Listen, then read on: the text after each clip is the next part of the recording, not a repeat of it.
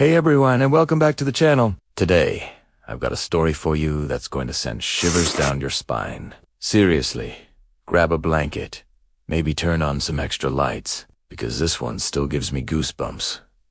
Every time I think about it, it all started as just another ordinary night.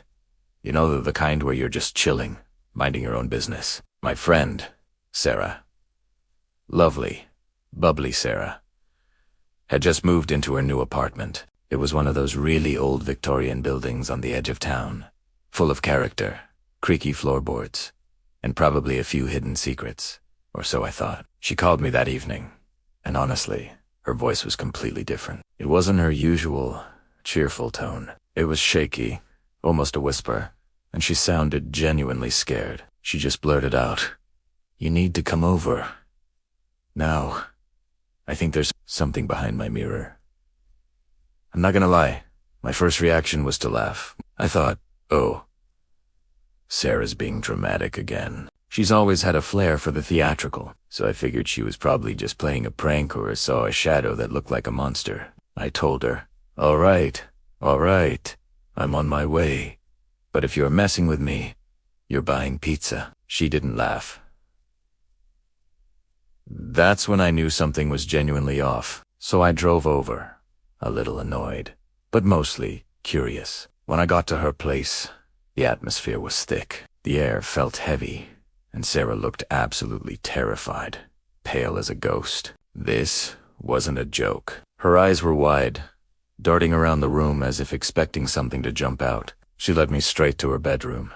There it was, a large, antique-looking mirror. But this wasn't just any mirror you hang on a wall. It was built right into it. The frame was sealed so tightly, almost seamlessly, like it was never meant to be removed. Like it was part of the very structure of the building. It was almost unsettling how perfectly it fit. It looked like it had been there forever.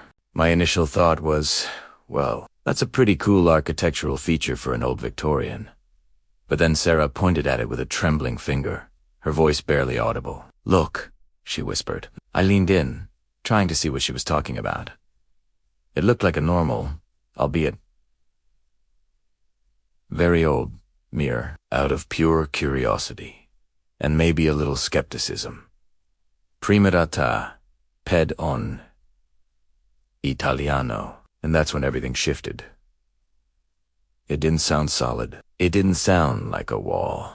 There was a hollow echo, a strange resonance that definitely suggested space. Empty space behind it. My jaw almost dropped. Sarah was right. Behind that mirror, there was something. There was space. My mind immediately went to all sorts of possibilities. A hidden compartment, a secret passage, maybe even a forgotten room. The adventurous side of me, the one that loves a good mystery, kicked in. We looked at each other, a silent agreement passing between us. We had to find out what was back there. So, we decided to remove it. We started carefully inspecting the frame, looking for any seams or screws. To our surprise, the frame came off way too easily. It almost felt like someone had already done this before, recently.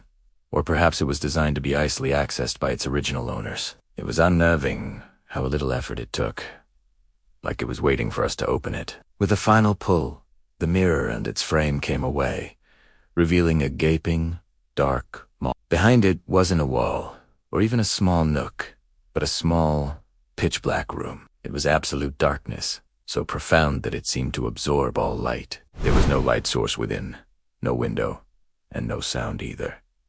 Just an unsettling silence. But there was a smell. Oh, that smell. A distinct, musty scent of damp wood and ancient, stagnant air, like a place that hadn't seen the light of day or a fresh breath in decades, maybe even centuries. It was suffocating. My heart was pounding, a mix of fear and sheer excitement. This was beyond anything I'd ever experienced.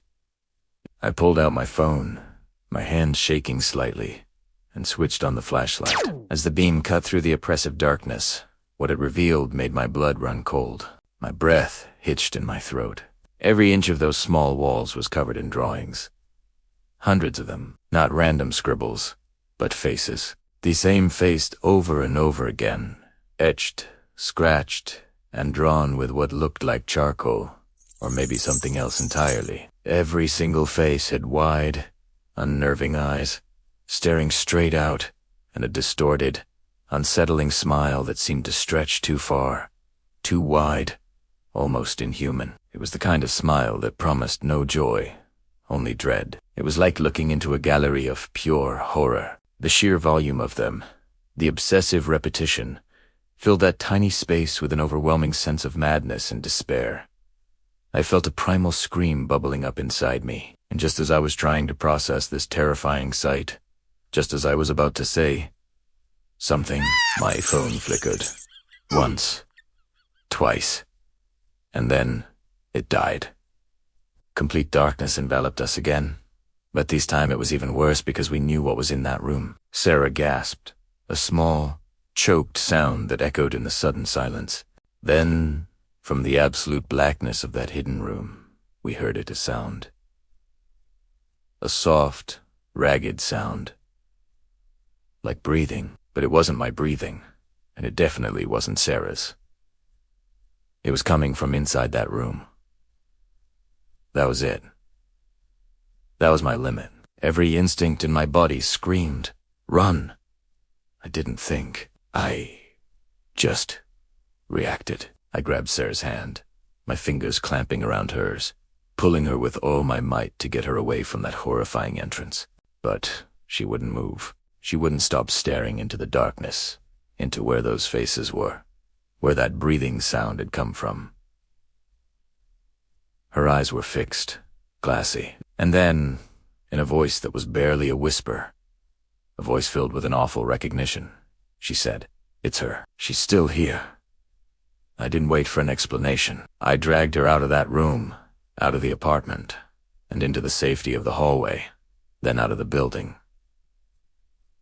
We didn't say another word to each other that night. I took her home, or at least what was supposed to be her home. We were both in shock. The images of those faces, the sound of that breathing, Sarah's terrifying whisper, they replayed over and over in my mind. I couldn't sleep. The next morning, driven by a desperate need for answers and some kind of rational explanation, I went back. But this time I wasn't alone. I brought the landlord with me, explaining, as calmly as I could, the bizarre discovery. He looked skeptical, but agreed to accompany me. As we walked into what was supposed to be Sarah's bedroom, my jaw dropped. My heart hammered against my ribs. The mirror was back, perfectly sealed. Just like we had found it the first time. There was no hole, no hidden room, no drawings, nothing. Absolutely nothing out of the ordinary. It was as if it had never been removed. The landlord just stared at me, his expression a mixture of confusion and annoyance. He probably thought I was crazy, or trying to pull some kind of prank. He even swore that no one named Sarah had ever lived in that apartment. He had no records, no lease agreement, nothing to indicate she was ever a tenant. It was like she had vanished into thin air, erased from existence. I tried calling Sarah, over and over again. No answer. I went to a previous address, talked to old friends, but it was like she had never existed for anyone but me. Her apartment vacant, as if it had always been vacant. The building felt emptier than ever.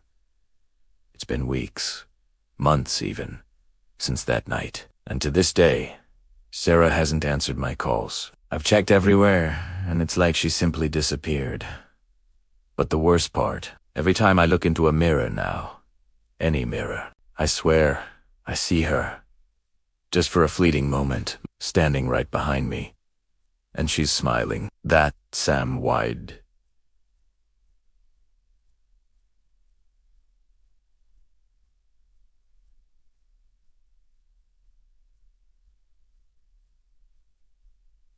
Smiling, smile. Sometimes I hear her whisper, "She's still here."